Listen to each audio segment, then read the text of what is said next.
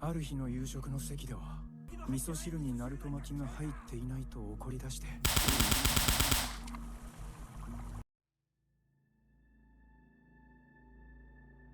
Hi everyone, welcome to Smack Reviews. If you love our honest reviews, smack that subscribe button so you never miss out. So the horror genre is always tricky to get right, especially when it comes to adaptations. Whether it's a novel or a manga, things often get excluded, leaving fans disappointed. Unfortunately, Uzumaki is no exception.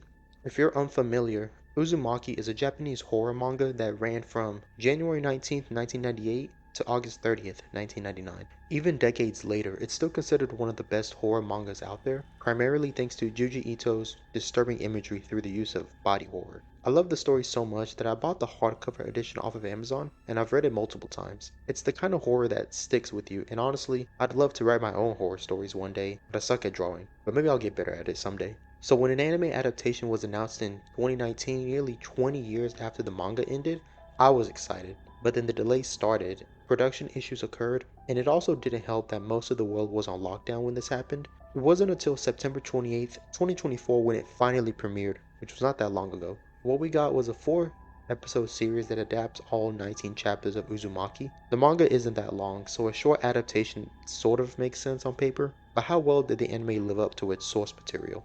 So first things first, what's Uzumaki actually about?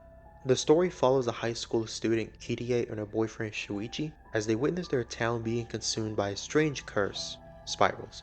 Now I know what you're thinking, how can spirals be scary? At first it does sound silly, but as the story unfolds you begin to realize just how unnatural and terrifying the spiral truly is. It's everywhere, lurking in ways you wouldn't expect, creeping into people's minds and bodies in ways that are deeply unsettling. What makes the story so captivating and terrifying is how something so seemingly simple, like a spiral, can twist into something far more sinister.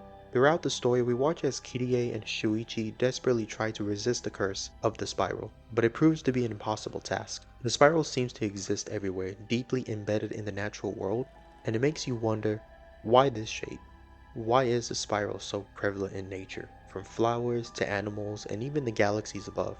We see the spiral repeated in countless forms. While it's often said that the spiral is simply an efficient way for things to grow or evolve, this explanation doesn't quite satisfy the deeper mystery. Why is this particular shape so dominant, and why does it hold such an eerie power?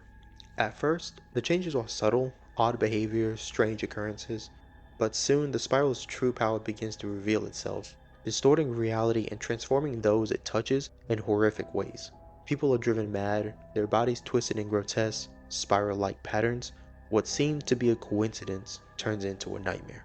So now that we know the premise of Uzumaki, let's talk about the anime adaptation. Being such a beloved and influential manga, there was a lot of anticipation surrounding how it would be adapted to the screen. I was eager to see how they would bring Junji Ito's unsettling world to life and whether they could capture the eerie, suffocating atmosphere that made the manga so special. I remember when they gave us a sneak peek, and the first thing that really caught my eye was the color choice. They decided to keep it black and white, which was a bold and effective move to closely resemble the manga's style. It gave the series a unique look that felt authentic to the source material. While other anime have featured black and white sequences, I can't think of any other anime that uses this style so prominently throughout. The choice to keep it black and white set the tone for the first episode, and it immediately felt like the manga had come to life with its amazing animation. This strong start made me excited for what would come next, but unfortunately, the following episodes couldn't maintain that level of consistency. Episode 2 and 3 didn't live up to the same standard, and it was clear that the production issues had a significant impact on the adaptation. There's a noticeable drop in animation quality, but honestly, that wasn't my biggest disappointment. Even with the drop, I still found the animation watchable. My main issue was the pacing. I think Uzumaki would have greatly benefited from having more episodes, maybe 8 in total, or at the very least, making the 4 episodes an hour long each. The way the storylines were crammed together in episodes 2 and 3 made the narrative feel rushed and jumbled. A slower pace would have allowed each storyline to breathe, helping us connect with the characters and the horror be more effective. I would have preferred if they focused on one storyline at a time, giving each its due attention before moving on to the next. For instance, in chapter 2 of the manga, the main focus is on how Shuichi's mother succumbs to madness because of the spiral, but in the anime, this storyline is introduced in the first episode and isn't resolved until the third. Stretching it out like that felt unnecessary, and honestly, they could have wrapped up her storyline by the end of episode 1 or at the latest episode 2. There are also some subplots where entire scenes were omitted. For example, there's the subplot involving a classmate who has a crush on Kirie and tries his best to impress her. One of the scenes where he's chasing her was completely cut. It's disappointing that they couldn't adapt every major scene from the manga, as it leaves certain moments feeling incomplete. It wasn't until the fourth and final episode that the pacing felt right again. With most of the storylines wrapped up, the show was able to finally focus on bringing the narrative to a satisfying conclusion. Overall, Uzumaki's anime adaptation is a mixed bag. While the first episode shows a lot of promise with its animation and faithful recreation of the manga's iconic imagery, the pacing and the drop in animation quality in the later episodes really hindered the experience.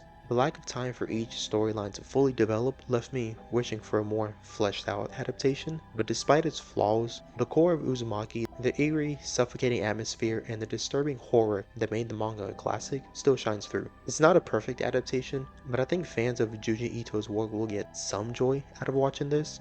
If you haven't gotten around to reading the manga, or even if you're not typically into manga, I highly recommend giving it a read. It seems we'll never get a fully refined version of Uzumaki or any of Junji Ito's works for that matter, because studios struggle with adapting his unique style. But despite all of this, Uzumaki remains a chilling tale that will leave you thinking about spirals long after the credits roll.